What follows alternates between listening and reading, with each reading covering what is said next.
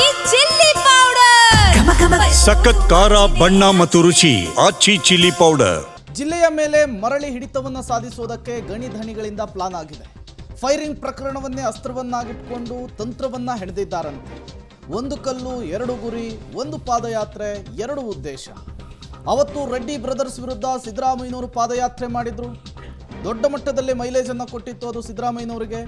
ಈಗ ಸರ್ಕಾರದ ವಿರುದ್ಧ ಗಣಿಧಣಿಗಳು ರಿವೆಂಜ್ ಅನ್ನು ತೀರಿಸಿಕೊಳ್ಳೋದಕ್ಕೆ ಮುಂದಾಗ್ತಾರೆ.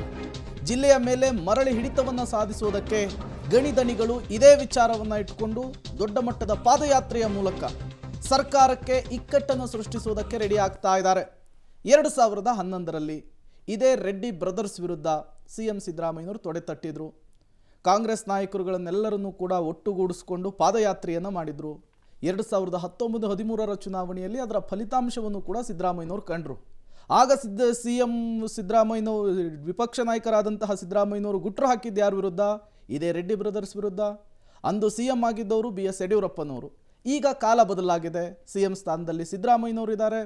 ರೆಡ್ಡಿ ಬ್ರದರ್ಸ್ ಜಾಗದಲ್ಲಿ ನಾರಾ ಭರತ್ ರೆಡ್ಡಿ, ಸತೀಶ್ ರೆಡ್ಡಿ ಇದ್ದಾರೆ. ಈಗ ಇದೇ ವಿಚಾರವನ್ನು ಪಿಕ್ ಮಾಡಿಕೊಂಡು ಮತ್ತೊಮ್ಮೆ ಬಳ್ಳಾರಿಯನ್ನು ಕಬ್ಜಾ ಮಾಡಿಕೊಳ್ಳೋದಕ್ಕೆ, ತಮ್ಮ ಹಿಡಿತಕ್ಕೆ ತೆಗೆದುಕೊಳ್ಳೋದಕ್ಕೆ ಗಾಲಿ ಜನಾರ್ದನ್ ರೆಡ್ಡಿ ಅವರು ಪ್ಲಾನ್ ಮಾಡಿದ್ದಾರೆ ಅನ್ನೋದು ಗೊತ್ತಾಗ್ತಾ ಇದೆ. ನೋಡಿ, ಗಣಿ ಧೂಳಿನಲ್ಲಿ ಕಮಲ ನಳನಳಿಸುವಂತೆ ಮಾಡಿದ್ದೆ ಈ ರೆಡ್ಡಿ ಬ್ರದರ್ಸ್. ಅದಾದ ಮೇಲೆ ನಾನಾ ರೀತಿಯ ಬೆಳವಣಿಗೆಗಳಾಗಿ ಜಿಲ್ಲೆಯನ್ನೇ ಬಿಟ್ಟು ಹೋಗಬೇಕಾದಂತಹ ಪರಿಸ್ಥಿತಿ ಬಂತು. ಸಾಕಷ್ಟು ರಾಜಕೀಯ ವಿದ್ಯಮಾನಗಳಾದವು.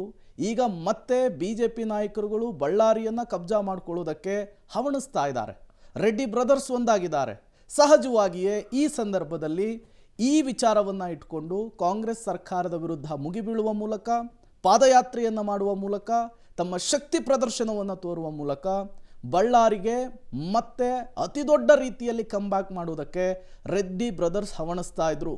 ಅವರಿಗೆ ಈ ಗಲಭೆಯ ವಿಚಾರ ಅತಿ ದೊಡ್ಡ ಅಸ್ತ್ರವಾಗಿ ಸಿಕ್ಕಂತೆ ಕಾಣಿಸ್ತಾ ಇದೆ. ಡೀಟೇಲ್ಸನ್ನು ಕೊಡೋದಕ್ಕೆ ಮಸೂದ್ ನೇರ ಸಂಪರ್ಕದಲ್ಲಿ ಜಾಯಿನ್ ಆಗಿದ್ದಾರೆ. ಮಸೂದ್, ರಾಜಕಾರಣದಲ್ಲಿ ಪಾದಯಾತ್ರೆಗೆ ಅದರದ್ದೇ ಆದಂತಹ ಇತಿಹಾಸ ಇದೆ. ಅದು ಜಗನ್ಮೋಹನ್ ರೆಡ್ಡಿ ಆಗಿರಬಹುದು, ಸಿಎಂ ಸಿದ್ದರಾಮಯ್ಯನವರಾಗಿರಬಹುದು.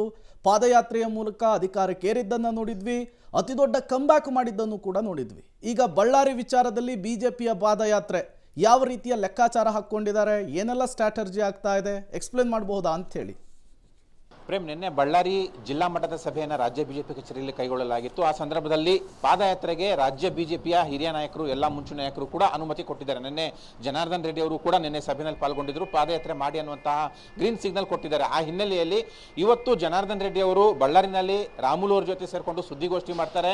ಬಳ್ಳಾರಿ ಪ್ರಕರಣ ಸಂಬಂಧಪಟ್ಟಂತೆ ಒಂದಷ್ಟು ವಿಜುವಲ್ ಕೂಡ ಬಿಡ್ತಾರೆ. ಅದ್ರ ಜೊತೆಗೆ ಪಾದಯಾತ್ರೆ ಬೃಹತ್ ರ್ಯಾಲಿ ಸಂಬಂಧಪಟ್ಟಂತೆಯೂ ಕೂಡ ಅಧಿಕೃತವಾಗಿ ಇವತ್ತೇ ಘೋಷಣೆ ಮಾಡುವ ಸಾಧ್ಯತೆ ಬಹುತೇಕ ಇದೆ. ಜನವರಿ 17ನೇ ತಾರೀಕು ಬೃಹತ್ ರ್ಯಾಲಿ, ಒಂದು 50,000ಕ್ಕೂ ಹೆಚ್ಚು ಜನರನ್ನ ಸೇರಿಸಿ ಕಾಂಗ್ರೆಸ್ ವಿರುದ್ಧ ಆರೋಪಾಸ್ತ್ರ ಜೊತೆಗೆ ಕಾಂಗ್ರೆಸ್ ವಿರುದ್ಧ ಗುಡುಗುವ ಸಾಧ್ಯತೆ ಇದೆ. ಅಂದೇ ಪಾದಯಾತ್ರೆಯನ್ನು ಕೂಡ ಲಾಂಚ್ ಮಾಡಬೇಕು ಅನ್ನುವಂತಹ ತೀರ್ಮಾನದಲ್ಲಿದ್ದಾರೆ. ಇವತ್ತು ಅಧಿಕೃತ ಘೋಷಣೆಯನ್ನ ಮಾಡ್ತಾರೆ. ಪಾದಯಾತ್ರೆ ಅಂದ್ರೆ ಈ ಅವಧಿಯಲ್ಲಿ, ಈ 2.5 ವರ್ಷದಲ್ಲಿ ಒಂದ್ಸಲ ಮೈಸೂರು ಟು ಬೆಂಗಳೂರು ಮುಡಾ ಪಾದಯಾತ್ರೆ ಆಗಿದೆ. BJPಯಲ್ಲಿ ದೊಡ್ಡ ಮಟ್ಟದ ಸಕ್ಸಸ್ ಅನ್ನ BJPಗೆ ತಂದುಕೊಟ್ಟಿತ್ತು. ಈಗ ಬಳ್ಳಾರಿ ಟು ಬೆಂಗಳೂರು ಪಾದಯಾತ್ರೆ. ಈ ಒಂದು ಪಾದಯಾತ್ರೆ ಕೇವಲ ಬಳ್ಳಾರಿ ಫೈರಿಂಗ್ ಪ್ರಕರಣ ಆಯಿತು ಅನ್ನುವಂಥ ಕಾರಣಕ್ಕಾಗಿ ಅಲ್ಲ.